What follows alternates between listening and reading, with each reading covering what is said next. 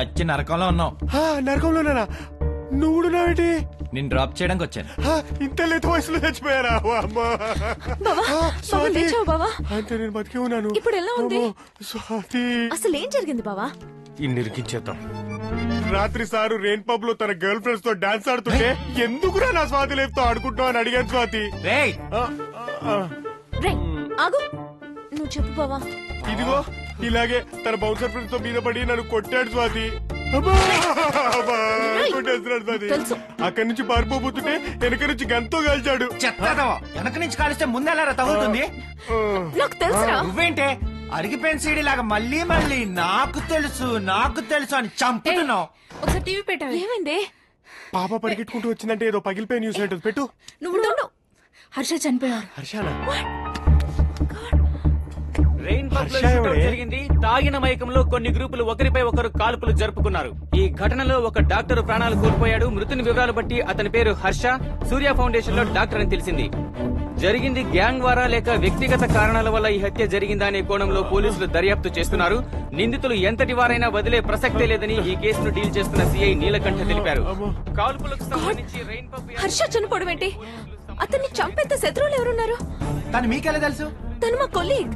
దాన్ని సేఫ్ చేయబోయే ఇదంతా జరిగింది.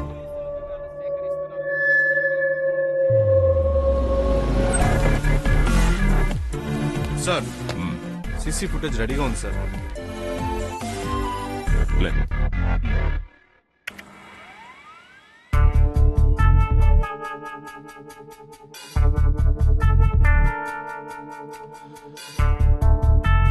Second camera.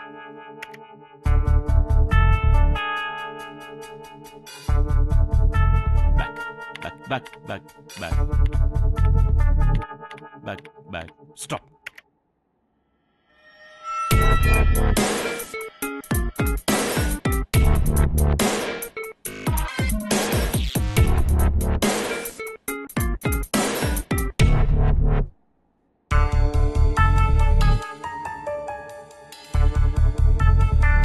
వీళ్ళెవరో నీకేమైనా ఐడియా ఉందా?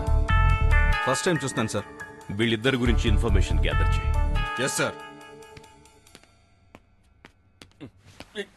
అసలు గుడ్ మార్నింగ్ సార్.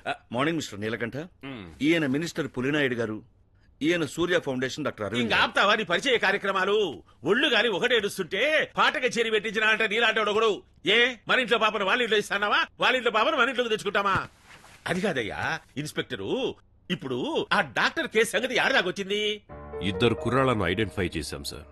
వాళ్ళ గురించి ఇన్ఫర్మేషన్ గ్యాదర్ చేస్తున్నాం. ఇప్పుడు విషయం డాక్టర్ గురించో కుర్రాళ్ళ గురించో కాదు, వాళ్ళ దగ్గర ఉన్న ఫోన్ గురించి.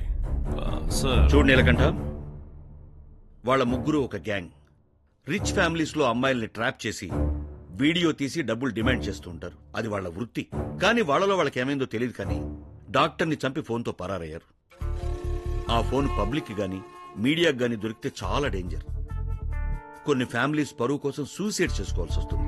అందుకే వాళ్ళిద్దరిని ఏదో ఒక రాబరీ కేసులో బుక్ చేసి ఎన్కౌంటర్ చేసి ఓకే సార్, ఆ ఫోన్ రికవరీ చేసి నాకు అందజేయి. సార్, డాక్టర్ హర్ష హత్య వెనుక ఉన్న నిందితుల వివరాలు సంపాదించినట్లు ముఖ్య సమాచారం. ఈ కేసును దర్యాప్తు చేస్తున్న పోలీసులు ఆ నిందితుల వివరాలను మీడియాకు విడుదల చేశారు. సమాచారం ప్రకారం ఈ ఫోటోలోని యువకుని పేరు కిరణ్. డాక్టర్ హత్యతో పాటు మరికొన్ని మర్డర్ కేసుల్లో ఇతన్ని నిందితునిగా పోలీసులు భావిస్తున్నారు. ఇతని ఆచూకీ కోసం పోలీసులు ప్రయత్నం చేస్తున్నారు. చూసావా స్వాతి, డాక్టర్ చంపింది వీడేనంట, ఇంకా పలు మర్డర్లంట. మన ఎక్స్పెక్టేషన్స్ మించిపోయాడు వీడు.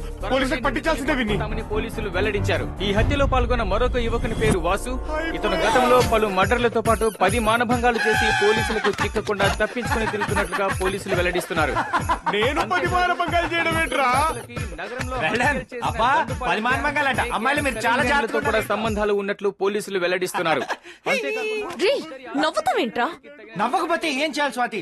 మాలాంటి వాళ్ళు ఇలాంటి పనులన్నీ చెయ్యాలంటే కనీసం 10 జన్మలు పడుతుంది. అందుకే నేను రాత్రి మీతో చెప్పాను, వెళ్లి పోలీసులకు లొంగిపోయి జరిగిన నిజం చెప్పండి రా అని. లొంగిపోతే ఇదిగో ఇలాగే లేనిపోని కేసులు పెట్టి ఇరికిచ్చేస్తారు. వీళ్ళు వాసుగడ్ ముఠ, వాళ్ళు కిరణ్ గడ్ ముఠ. మీ ముఠాలు ఏంటి సార్? మేము వాడి ఫ్రెండ్స్ అంతే సార్. మేము నీతికి నిజాయితీలకి నిలువుటద్దాలంటోళ్ళం సార్. అద్దాలు అరిటాకులు అని సొల్లు కబుర్లు చెప్పొద్దురా. అద్దాలైతే పగిలిపోతాయి, ఆకులైతే చిరిగిపోతాయి. వాళ్ళు చెప్పింది నిజమే సార్. ఆ కిరణ్ గారి బ్యాచ్ కానీ సీన్ లేదు. అంత నమ్మకం ఏంట్రా? ఆ హత్య ఖచ్చితంగా మా వాసుగాడు చేస్తుంటాడు సార్. ఎప్పటికన్నా గొప్పోడు కావాలనేది మా అన్న డ్రీమ్ సార్. సిటీలో ఉన్న అన్ని పేపర్లలోను టీవీల్లోనూ మా ఓడి ఫోటో చూస్తుంటే మాకు చాలా గర్వంగా ఉంది సార్. ఇట్రా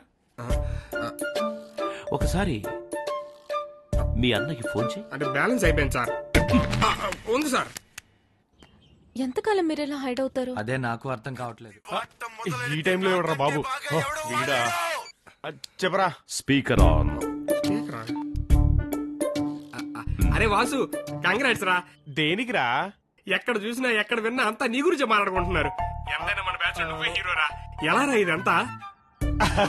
ఏం లేదురా, చిన్న క్లాష్. అసలు చంపాల్సిన అవసరం లేదురా. అయినా సరదాకి పాయింట్ బ్లాంక్ లో వేసేసా.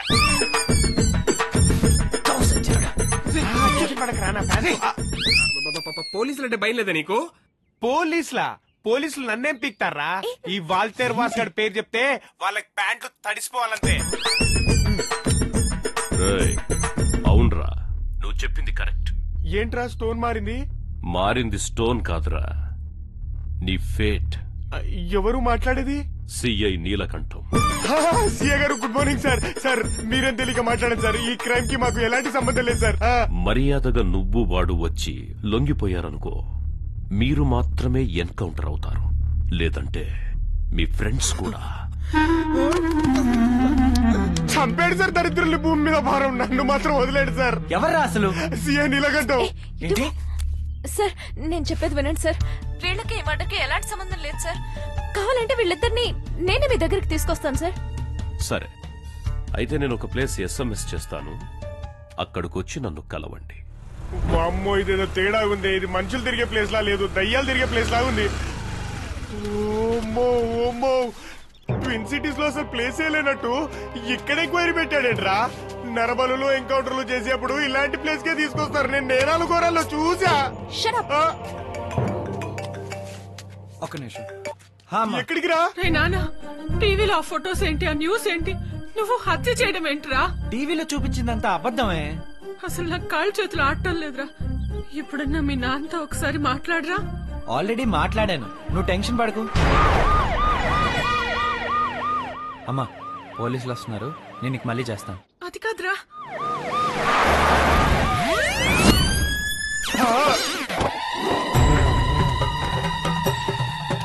వామ్మో, ఈడవడ్రా పోతురాజులా ప్రిపేర్ అయి వస్తున్నాడు.